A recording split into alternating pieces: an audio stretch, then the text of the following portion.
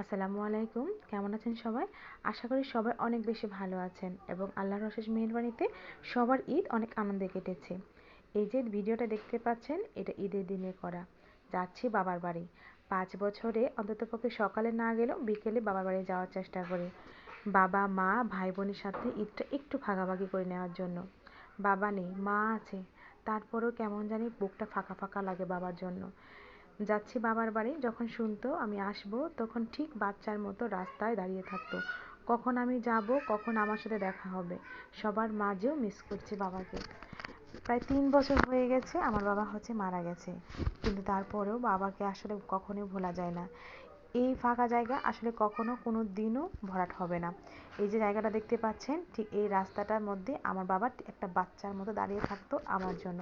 কখন আমি যাব আমাকে দেখে ভিতরে যাবে, জিজ্ঞেস করা ভাষাও ছিল না যে আমি কেমন আছি, তারপরেও দাঁড়িয়ে থাকতো আমাকে দেখার জন্য। তো এই রাস্তাটা ধরে আমার মেয়ে যাচ্ছে। আমার মেয়েকে আমার বাবা কখনো কোলেও নিতে পারেনি। তো আমার মেয়ে এক গুটি গুটি পায়ে তার নানু বাসায় যাচ্ছে, নানুর সাথে ঈদ ভাগাভাগি করে নেওয়ার জন্য। ভীষণই ভালো লাগছে, তবে আবার খারাপও লাগছে আমার বাবার জন্য। আজকে আমার বড় বোনও নেই বাসায়। আমার বড় বোন তার বাড়িতে ঈদ করেছে। একদমই ফাঁকা বাড়ি। তো এরকম ফাঁকা বাড়ি আমি আসলে এই পর্যন্ত কখনো দেখিনি।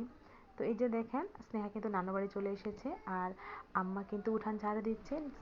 স্নেহাকে দেখে আমার ভাগ্নি একদম দৌড়ে এসে স্নেহাকে কোলে নিয়েছে। স্নেহা তো নানু বাড়ি এসে ভীষণ খুশি। আর আমার জামাই এদিকে আগে আম্মাকে সালাম করে নিল। জামাই মানুষ শাশুড়িকে সালাম না করলে কি হয় বলেন? এই যে আম্মাকে সালাম করেছে আর আম্মাকে সালাম করেছে, আর দেখে আমি গেলাম সালাম করতে। এর ফাঁকে আমার ভাইয়ের বউ দৌড়ে এসে আমার জামাইকেও সালাম করলো, আমাকেও সালাম করলো। তারপর আমি আম্মাকে সালাম করে নিচ্ছি। এর মাঝে কেমন জানি একটা সুখ সুখ লাগছিল। আর এই যে ফুচকুটা দেখতে পাচ্ছেন, এটা আমাদের একটা রাজপুত্র, আমার ছোট ভাইয়ের ছেলে। মানুষে বলে না যে যদি থাকে 7টা ছেলে তবু নাকি খোঁজে ভাইয়ের ছেলে, এরকমই হয়েছে। এটাকে দেখে আমার বুকের ভিতর কি যে একটা শান্তি লাগে, আসলে এটা ভাষায় প্রকাশ করা যাবে না। দেখে কেমন জানি নাচানাচি করে লাফালাফি করে খুবই ভালো লাগে। আমি না ওকে আব্বা বলে ডাকি। আমার কাছে জানি ওকে আব্বা ডাকতে ভীষণই ভালো লাগে। শুধু আমি না, আমার সব বোনেরা ওকে আব্বা বলে ডাকি। তারপর একটু বাড়িতে বসে আসলাম ঈদগাহ মাঠে, একটু মেলা দেখার জন্য। আর এটা শোলাকিয়া ঈদগাহ মাঠ। আর এই মাঠটা এশিয়া মহাদেশের সবচাইতে বড় একটা ঈদগাহ মাঠ, যেখানে বিশ্বে অনেক জায়গা থেকে হাজার হাজার মুসল্লি এই ঈদগাহ মাঠে নামাজ পড়তে আসে। এই ভিডিওটা করেছি একদম বিকাল 5টার দিকে। তো এখন তো নামাজ নেই, মাঠটা আপনাদেরকে দেখাচ্ছি। আসলে ভিডিওতে আমি মাঠটা এত ভালো করে দেখাতে পারছি না। আমি মাঠের মাঝখানে দাঁড়িয়ে আছি, যার জন্য পুরো মাঠটা আমি দেখাতে পারছি না। এটা অনেক বড় মাঠ, প্রায় অনেক মানুষ, কয়েক লক্ষ মানুষ এখানে নামাজ পড়তে আসে, নামাজ পড়া যায়। তো এই মাঠটা খুবই ভালো লাগে আমার কাছে। ছোটবেলায় সকাল সকাল আসতাম নামাজ দেখতে। এখন তো বড় হয়ে গেছে আর নামাজ দেখতে আসা হয় না, তবে রাতের বেলা এই মাঠটা অনেক সুন্দর লাগে, অনেক সুন্দর করে সাজায়, দেখতে খুবই ভালো লাগে।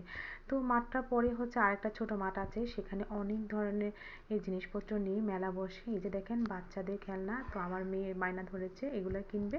তো আমার ভাগ্নিটা ওকে পছন্দ করে দিচ্ছিল। আমার ছোট বোনটা ফোন দিয়ে বলেছে ওর মেয়ের জন্য এই খেলনাগুলো কেনার জন্য, মানে মাটির জিনিসপত্র। তো মাটির জিনিসপত্র দিয়ে স্নেহা খেলতে ভীষণই ভালোবাসে।